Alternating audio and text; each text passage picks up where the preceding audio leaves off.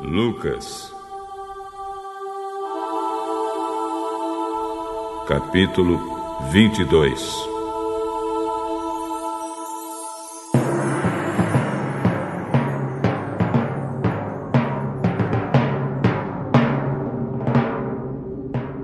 Faltava pouco tempo para a festa dos pães sem fermento, chamada Páscoa. Os chefes dos sacerdotes e os mestres da lei procuravam um jeito para matar Jesus em segredo, porque tinham medo do povo. Então Satanás entrou em Judas, chamado Iscariotes, que era um dos 12 discípulos. Judas foi falar com os chefes dos sacerdotes e com os oficiais da guarda do templo para combinar a maneira como Jesus ia ser entregue a eles. Eles ficaram muito contentes e prometeram dar dinheiro a ele. Judas aceitou e começou a procurar uma oportunidade para entregar Jesus a eles sem que o povo ficasse sabendo. Chegou o dia da festa dos pães sem fermento, dia em que os judeus matavam carneirinhos para comemorar a Páscoa. Então Jesus deu a Pedro e a João a seguinte ordem: vão e preparem para nós o jantar da Páscoa. Onde o senhor quer que a gente prepare o jantar? Escutem, quando entrarem na cidade, um homem carregando um pote de água vai se encontrar com vocês. Sigam esse homem até a casa onde ele entrar e digam ao dono dela: o mestre mandou perguntar a você onde fica a sala em que ele e os seus discípulos vão comer o jantar da Páscoa. Então ele mostrará a vocês uma grande sala mobiliada, no andar de cima. Preparem ali o jantar. Os 2 discípulos foram até a cidade e encontraram tudo como Jesus tinha dito. Então prepararam o jantar da Páscoa.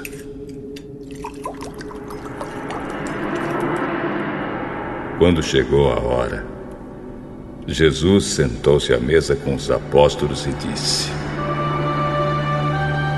como tenho desejado comer este jantar da Páscoa com vocês, antes do meu sofrimento. Pois eu digo a vocês que nunca comerei este jantar, até que eu coma o verdadeiro jantar que haverá no reino de Deus. Então Jesus pegou o cálice de vinho, deu graças a Deus e disse: peguem isto e repartam entre vocês, pois eu afirmo a vocês que nunca mais beberei deste vinho até que chegue o reino de Deus. Depois pegou o pão e deu graças a Deus. Em seguida partiu o pão e o deu aos apóstolos, dizendo: isto é o meu corpo, que é entregue em favor de vocês. Façam isto em memória de mim. Depois do jantar, do mesmo modo deu a eles o cálice de vinho, dizendo: este cálice é a nova aliança feita por Deus com o seu povo, aliança que é garantida pelo meu sangue, derramado em favor de vocês. Mas vejam, o traidor está aqui sentado comigo à mesa, pois o Filho do Homem vai morrer da maneira como Deus já resolveu. Mas ai daquele que está traindo o Filho do Homem. Então os apóstolos começaram a perguntar uns aos outros quem seria o traidor. Os apóstolos tiveram uma forte discussão sobre qual deles deveria ser considerado o mais importante. Então Jesus disse: os reis deste mundo têm poder sobre o povo, e os governadores são chamados de amigos do povo. Mas entre vocês não pode ser assim. Pelo contrário, o mais importante deve ser como o menos importante. E o que manda deve ser como o que é mandado. Quem é o mais importante? É o que está sentado à mesa para comer? Ou é o que está servindo? Claro que é o que está sentado à mesa. Mas entre vocês eu sou como aquele que serve. Vocês têm estado sempre comigo nos meus sofrimentos. Por isso, assim como meu pai me deu o direito de governar, eu também dou o mesmo direito a vocês. Vocês vão comer e beber à minha mesa no meu reino e sentarão em tronos para julgar as 12 tribos de Israel.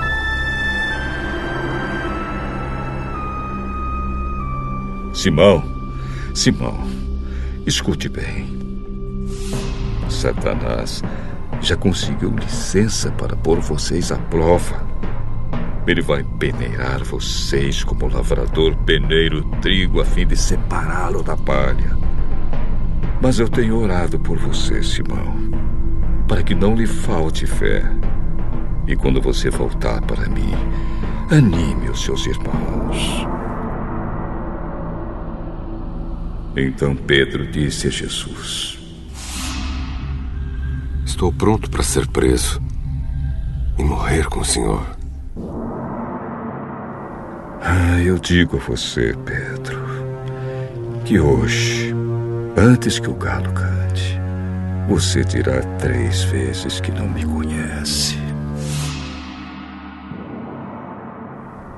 Depois, Jesus perguntou aos discípulos: por acaso faltou a vocês alguma coisa quando eu os enviei sem bolsa, sem sacola e sem sandálias? Não faltou nada. Pois agora quem tem uma bolsa ou sacola deve pegá-la. E quem não tem espada deve vender a capa e comprar uma. Pois as Escrituras Sagradas dizem: ele foi tratado como se fosse um criminoso. Eu afirmo a vocês que isso precisa acontecer comigo, pois o que está escrito a meu respeito tem de acontecer. Senhor, aqui estão 2 espadas. Basta. Jesus saiu e foi, como de costume, ao Monte das Oliveiras, e os seus discípulos foram com ele. Quando chegou ao lugar escolhido, Jesus disse: orem, pedindo que vocês não sejam tentados. Então se afastou a uma distância de mais ou menos 30 metros. Ajoelhou-se e começou a orar. Pai, se queres, afasta de mim este cálice de sofrimento. Porém, que não seja feito o que eu quero, mas o que tu queres. Então um anjo do céu apareceu e o animava. Cheio de uma grande aflição, Jesus orava com mais força ainda. O seu suor era como gotas de sangue caindo no chão.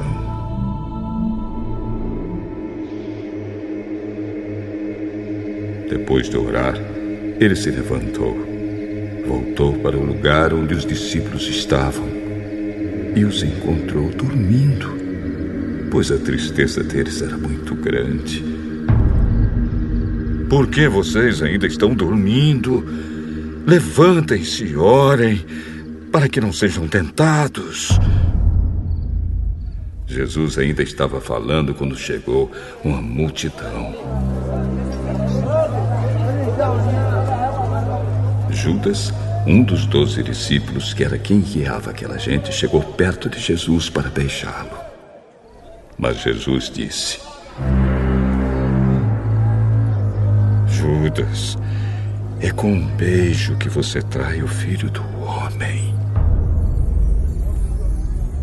Quando os discípulos que estavam com Jesus viram o que ia acontecer, disseram: Senhor, devemos atacar essa gente com as nossas espadas? Um deles feriu com a espada o empregado do grande sacerdote, cortando a sua orelha direita. Mas Jesus ordenou: parem com isso. Aí tocou na orelha do homem e o curou. Em seguida disse aos chefes dos sacerdotes, aos oficiais da guarda do templo e aos líderes judeus que tinham vindo para prendê-lo: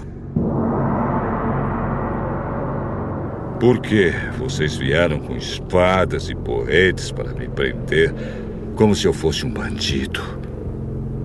Eu estava com vocês todos os dias no pátio do templo e vocês não tentaram me prender.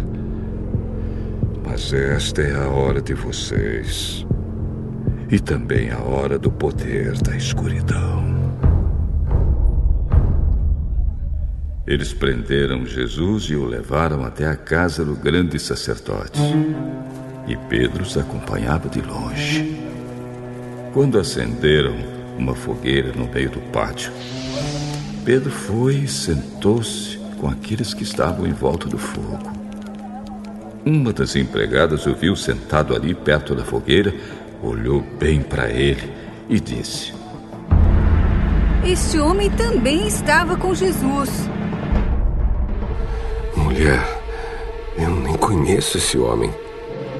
Pouco tempo depois, um homem o viu ali e disse: Você também é um deles, hein? Homem, eu não sou um deles. Mais ou menos uma hora depois, outro insistiu: você estava mesmo com ele, porque também é galileu. Homem, eu não sei o que é que você está falando. Naquele instante, então o Senhor virou-se e olhou firme para Pedro. E ele lembrou das palavras que o Senhor lhe tinha dito: hoje, antes que o galo cante, você dirá 3 vezes que não me conhece.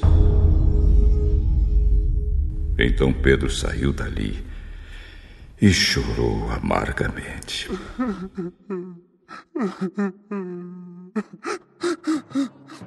Os homens que estavam guardando Jesus zombavam e batiam nele.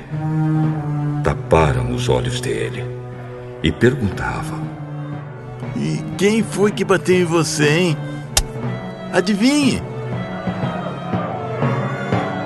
E diziam muitas outras coisas para insultá-lo. Quando amanheceu, alguns líderes dos judeus, alguns chefes dos sacerdotes e alguns mestres da lei se reuniram. Depois mandaram levar Jesus diante do conselho superior. Então lhe disseram: diga para nós se você é o Messias. Se eu disser que sim, vocês não vão acreditar.